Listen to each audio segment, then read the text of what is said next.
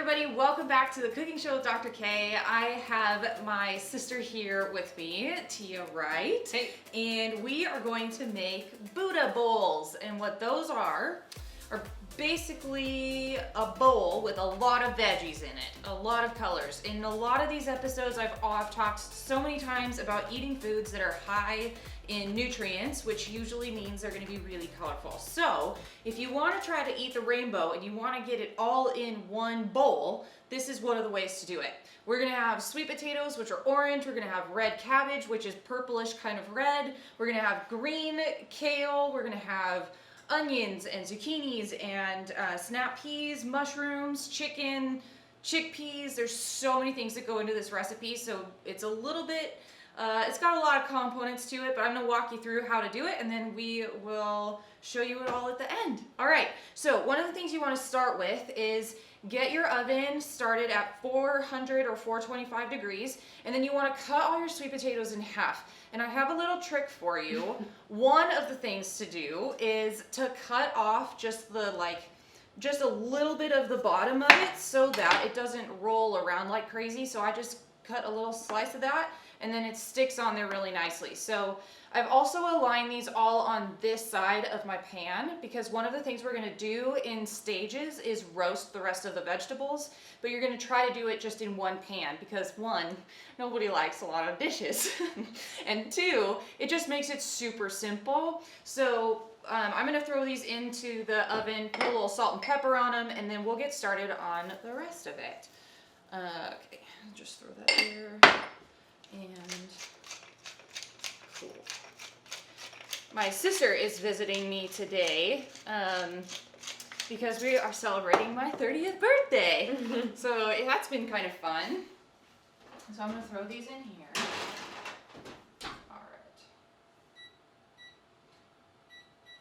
Okay, so those are gonna roast for about 20 to 25 minutes total, but every 10 minutes you're gonna do something different. You're gonna add another veggie. So what we wanna do next is get those prepped. So Tia, I will have you start with, let's just have you start chopping up the zucchini. That's a perfect place to start. Sliced. Yeah, and if you wanna actually use a mandolin for these, that's a really great tool, but you wanna be really careful of your hands. So let me pull that out. Okay, but what you want to just watch your hands, okay? Mm-hmm. So a mandolin is really helpful because it can help you to slice them really, really thin. So what you do is you just take that, and we'll do the thin side. You just run it back and forth. And normally they come with like a nice tool to like help you protect your hands. But anyway, just when you get down to the bottom, just be careful. Okay. All right, so I'm going to show you one of the best ways to work with kale, especially this kind of kale. So what you do is you peel from the bottom, you just basically peel that up, and then you go like this, all the way down the stem. It's an easy way to get the kale destemmed, and then we'll just chop them down into bite-sized pieces. Awesome. So Tia, what do? You're an athlete. And right now I'm sort of in like a little bit of a transition, but I am just working online and working with people as well, and selling Beauty Counter, which Kirsten and I both do a little bit together, which is great. Yes. And actually right now I'm doing one of Kirsten's cleanses. So I have firsthand experience on what she puts her patients through. Yeah. No, for sure. But it's gone really good. So, tell them what, like, well, we were talking about how the cleanse in particular that she's on is specific to, well, just some different types of things that can happen in the GI tract. And yeah. What was your experience with veggies before this cleanse? Oh yeah, well, I think I overwhelmed myself with food prep at a certain time in my life, and then when I felt like life had changed and I no longer had the energy to cook all at once, I built this negative association to cooking veggies, and so I just thought it was easier to not, and so I just made life almost too easy for myself in a way that it was sacrificing a lot of the nutrients I could have been getting from good veggies. And so this cleanse just kind of like reignited my energy for cooking veggies, and that was really healthy. So I'm really excited about that. It's also been really helpful for my gut. Yeah. Just hard from, I think the one challenge with this one though that you just have to expect and kind of work with is that this one in particular is very low carb and very low sugar. And I think for athletes, not very, like none. No, yeah, there's like none. And I think that is a really big challenge, especially when you're mid-season. Like if you were competing for something very specific right now, this would not be something that you would want to do. No. But what you can't, but the reason why you're doing it right now is so because you have the time to do it. Yeah, health and right? wellness. You're just taking care of yourself. Yeah, not a competitive diet. Yes. Yeah. Right. But you're taking the time now so that then maybe in the future you can go back to doing whatever you want to do and your body's taken care of, which I think is really important. Yep. So guys, I don't know if you can see this, but they're very thinly sliced. It's just like little super thin. And so the zucchini you can roast in the oven, but we are going to do it in a saute pan, and we're going to add some olive oil, garlic, and salt. It's or butter. It's the easiest way to make zucchini, and it's so fast. And as a side note, we're going to put them in the bowls, but one of the things that you can do with those is use them for breakfast with eggs. So that's pretty easy to do. Okay, so I've chopped up into bite-sized pieces all of the kale, and then we're just waiting. So we've got about 5 more minutes, and then the kale's gonna go in with the onions that I've already prepped. So this is about 1 red onion, and I've just sliced it really, really thin. So it just looks like that. Those are strong. Wow, you can smell those. Okay.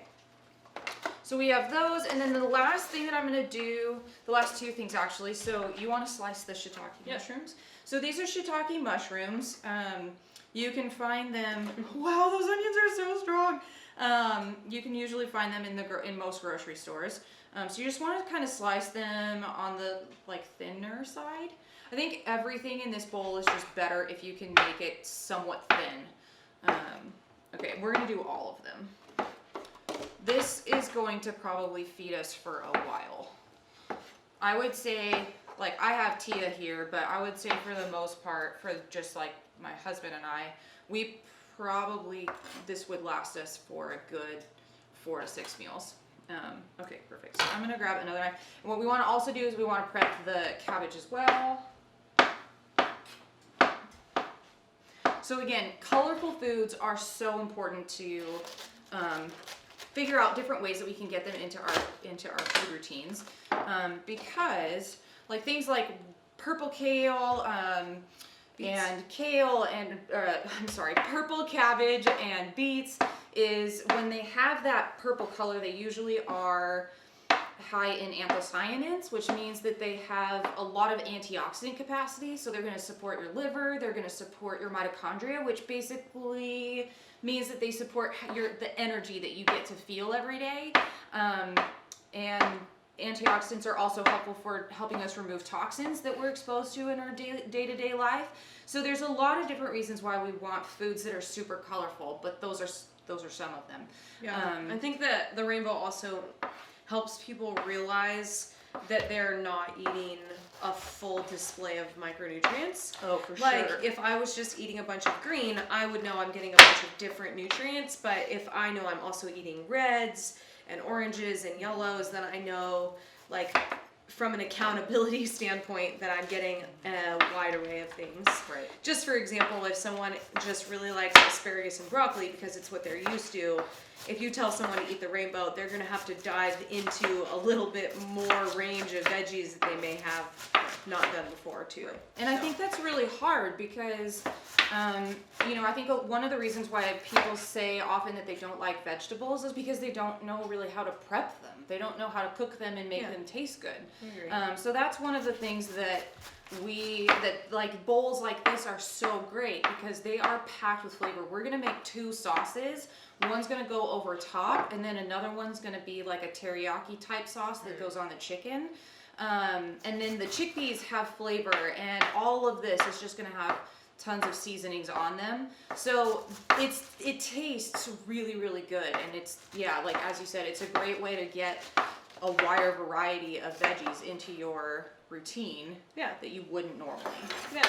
Okay, so I think we are almost there. Of course, it helps to have help.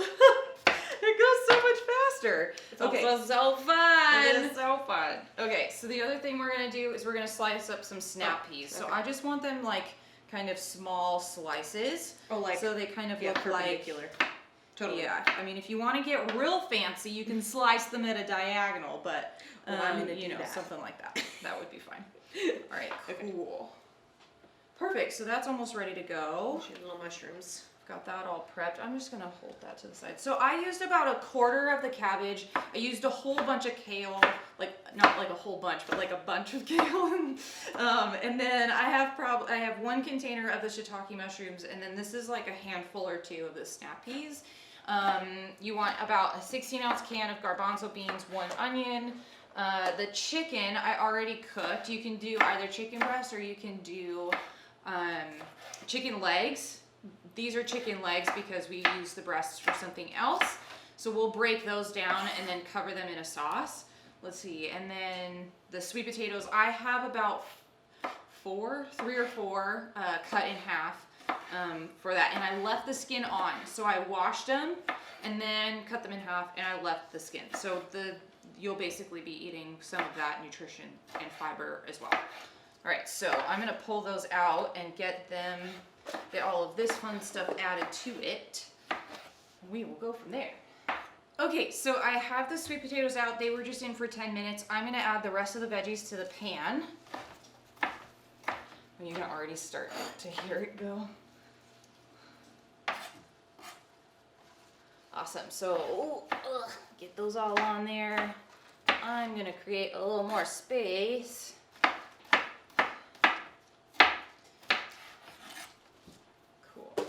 So there's the kale. We'll get some onions on there. This is gonna be so good. I'm excited.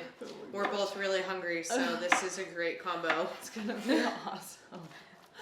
Yeah. I think too, sometimes when you try to make changes in your nutrition, it's just helpful to try different recipes and just do different things that are gonna make it look exciting. Because I think it can be really overwhelming, but if you can make something that looks really, really good, I don't know, I just think it makes it more fun. So you're a little less overwhelmed by the fact that, you know, maybe you're not eating certain foods that you're used to eating, but you're also trying something new, and when it tastes really good, that's pretty awesome. Yeah, replace FOMO with new experiences. Yeah, exactly. Awesome. Okay, I'm just gonna like load this all up. Yeah. I was gonna coat these, oh no, it's okay. All right, so I literally am just piling all this on top. So one of the things about kale and mushrooms is that they can release a little bit of water. So these might more steam than roast. But if that is not something that you want, you can add these to a different pan, and that would be fine. I mean, your oven's still going, so it's good. All right, perfect. So I'm going to add these in. So these go back in for another 10 minutes, and then we'll check on them again. Perfect. All right, and now, so you've got all of that going, and all right, so what I'm gonna do is I'm gonna get started on the zucchini and the chickpeas. So the chickpeas, what you're gonna wanna do is cover them in cumin. Let's see, we're using turmeric, onion powder, garlic powder, and chili powder, salt and pepper. Those will just go in a saute pan, and I'll just roast them with a little bit of olive oil until they start to brown a little bit, and then we'll take them off. And then what I'm also gonna do is put 2 cloves of minced garlic, olive oil, and salt into the pan with the zucchini, and I'm gonna get those going, and then I'm also probably going to add the cabbage to that too. Now you can keep the cabbage raw, that would be fine, but for us today, I'm gonna break them down a little bit. I think that raw veggies are awesome, but they can also be very, very difficult on the GI tract, and since this recipe is just packed with all sorts of plants and it has a lot of fiber in it, I think it'll be a little bit nicer on the GI tract if we break a lot of it down and cook it. The thing is though too is that you don't want to overcook them. So a lot of your veggies need to not look like this super dark green brown, like they've been processed through, I don't know, like they will just look very, very, very dark. You really want your veggies when you cook them to keep sort of a vibrant color for 2 reasons. One, like you can see the nutrition, and for the most part it'll keep a lot of the nutrition. And 2, when you cook your veggies, it sometimes can release different types of nutrients that you otherwise may not have absorbed when you were just eating them raw. So there is a benefit to cooking, and if you really want to dive down that matter, there are certain vitamins and minerals that are released in different ways with different preparation methods. So like roasting would be different than steaming, boiling would be different than like grilling, for example. So those are some fun things to explore if you want to go down a rabbit hole. But anyway, so we will be back. I'm going to get all of this stuff cooked up, and then I will show you what it all looks like. I'll show you how we're going to put the spices together and the sauces, and then we will show you how to wrap it all up. Hey everybody, welcome back. We've done a few things behind the scenes. We're going to make 2 sauces, and then we're gonna throw it all together and I'll show you what it looks like. We have so many good things though. I'm like so excited. We were both just saying how like our taste, we're starting to like salivate because it smells so good. But what we've done is we've taken the sweet potatoes out of the oven and we've chopped them up, diced them up into about 1/4, 1/2 inch pieces. They're nice and thick, so I like them that way because I think you get a little bit more, I don't know, there's more like substance to it. Let's see, I shredded the chicken that came off the chicken thighs, but you could easily dice it if that was something that you preferred. We have our snap peas diced up. We have green onions. We have ginger that's been like minced, about 1 inch of it, because that's gonna go into one of our sauces. We have limes for garnishing and topping it. We have avocados. We have our red cabbage, and then we've got our chickpeas and kale and red onions and mushrooms and zucchini all done. So this is like an insane feast, but it's gonna be so good. So to make one of the sauces, it's a tahini lemon sauce. So tahini is basically a ground sesame seed, like kind of fatty, oily sauce. So it's really creamy. So I have a 1/4 cup of that in the bowl, and then we want 1/2 of lemon. Yep, and then we need that. Perfect. 1/2 of the lemon juice. Perfect. And so that goes in there. And then of course we have our composting bowl where we've been putting all of our extra stuff, which will go to the chickens. Awesome. And then I need a little bit of maple syrup. So I'm only going to do about a teaspoon. The teaspoon's right there by you. Perfect. Cool. It just helps a teensy bit with some sweetness. I'm gonna put that there because we're gonna need it again. No, not that, but I'll take the whisk. Perfect. Okay, so we just whisk that up. And then if you need to, you can add a little bit of hot water, but we're gonna taste it and see. Oh. It's pretty good. Mm-hmm. Okay. Perfect. Okay, so we're gonna leave that. I'm not gonna add hot water. All right, so let's put that off to the side. Mm-hmm. You see how like thick and creamy that's getting? Mm-hmm. So yeah, if you need, this is what happens when like some foods and sauces, when you put them together, they start a chemical reaction. So similarly to like mayo, when you start to put it all together and whisk it all around, it turns into a mayo because of the chemical reaction between all of the foods.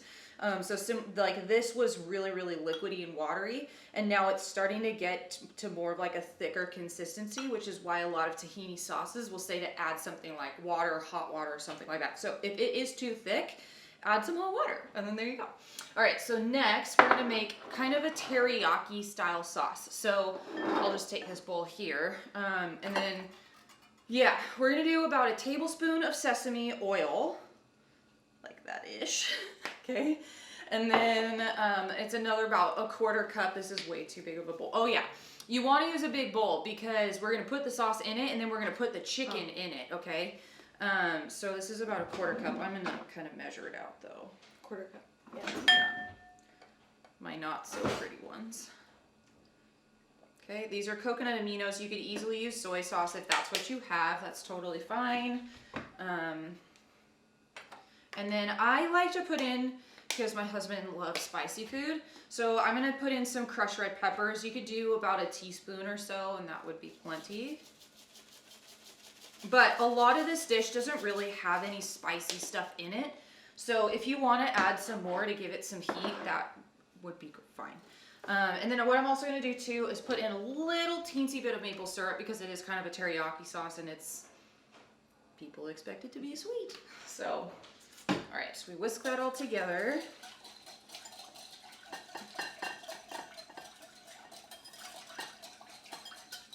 And then you always taste it. Oh, right. Yeah, that'll be good on the chicken, Good. huh? That would be really good. Perfect. Okay. Oh, man. I know I'm so you're hungry. starting to get Okay. All right, so now what we're going to do is we're going to take the chicken and we're going to put it in the sauce. And I'm going to have you kind of like spoon that all together here. I'll give you this and you can kind of like, yep. Awesome. So then now let's start putting the ginger in there? bowls. Oh, yes. The ginger. Yeah. So, bunch of ginger. Just go ahead and here. Yeah, I'll put it in the liquid. Yep. Awesome. And then just mix that all around. Oh my gosh, that's gonna be so good. Yep, we forgot the ginger. Forgot the ginger. Ginger is gonna be really good in there. Okay, so now when you're putting these bowls together, what I really like to do is try to like get it so that you can see all the different components.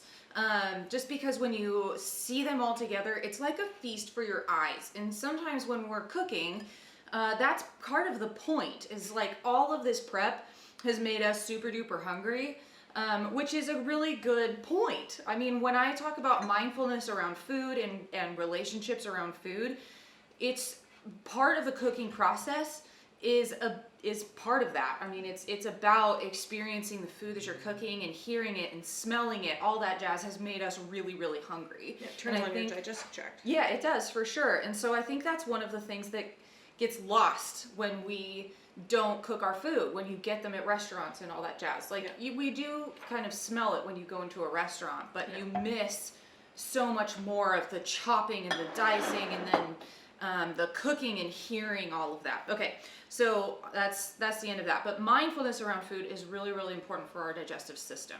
So that goes along with the visual. So what I'm going to do is I'm going to take a little bit of the sweet potato. I'm kind of creating 3 bowls here. But this meal is going to create, I mean, this is going to be quite a lot of food. Do you want less or more of the sweet potatoes? Just like that is fine. Okay. I'll split the rest up then between these. Yeah. Okay. Just like that. We'll get rid of this. Kind of chaos in this kitchen right now. Okay, so then you're gonna add the chickpeas. We're gonna do them in kind of like quadrants, really.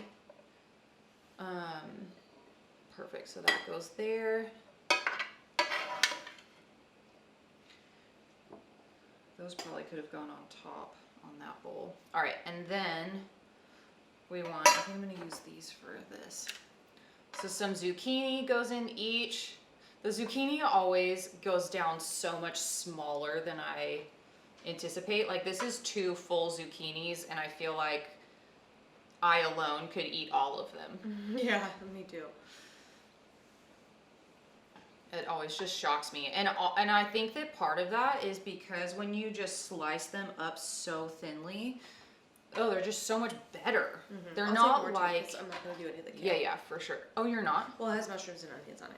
Oh, yeah. Okay. We'll give you some more of the other stuff then. Yeah. Okay, so then you're also going to take your onions, kale, and mushrooms. Perfect. And this is the best part too. So like if you're vegetarian, you can totally do all of this and just omit the chicken. And then what I would do is I would put the mushrooms in the teriyaki sauce.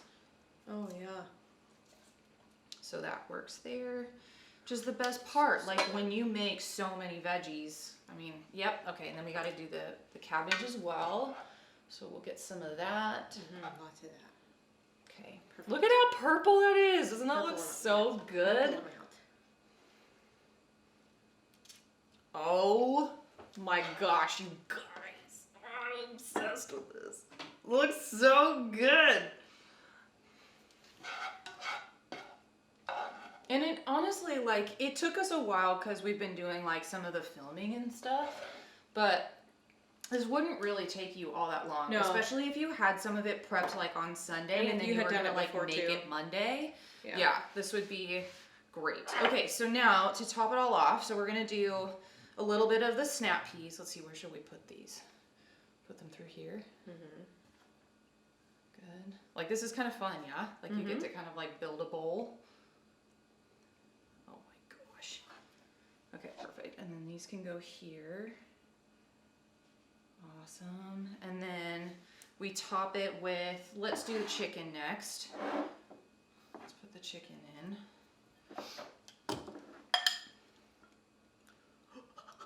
Yum. Lots of that. Yeah, where do you want it? Like all here. over. Yeah.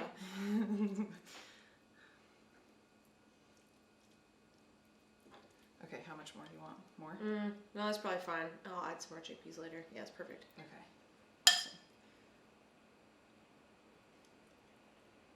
Nice. And then what you're gonna do is you're gonna drizzle that. So if you want, you can drizzle that now. Like kind of get it, especially over the chickpeas and the sweet. I think we should add peas, water. like kind of all that. Okay, yeah, go ahead. I would say like a couple tablespoons or so. The hot? Yeah, if you can do hot. Oh, that one doesn't work. Okay. So just the hot water. It's so nice to have help. Okay, perfect. So I've got that there. Oh my gosh, you guys, these look so good. Perfect. So now we have avocado. And one of the best ways to get like really pretty avocado, if you want that, most of the time I don't. I'm just like throw it all together. It's fine. But you can cut them in half and obviously take the pit out, and then you cut them in quarters again. And then from here, you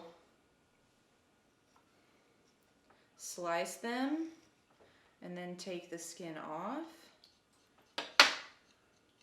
Peel that skin. And then I gotta choose where I want to put this. Oh my gosh, look at how good that looks.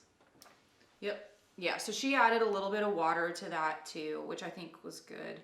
That's gonna be so hard. Oh yes, yes. You're like a pro.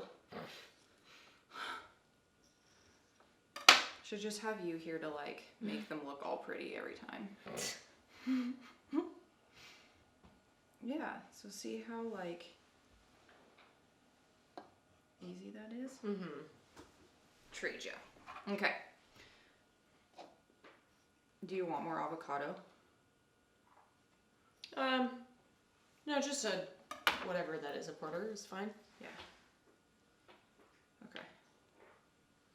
Perfect. So we'll put that one there. Awesome. And then lastly, whoops, we're gonna sprinkle with some green onions. Oh my goodness.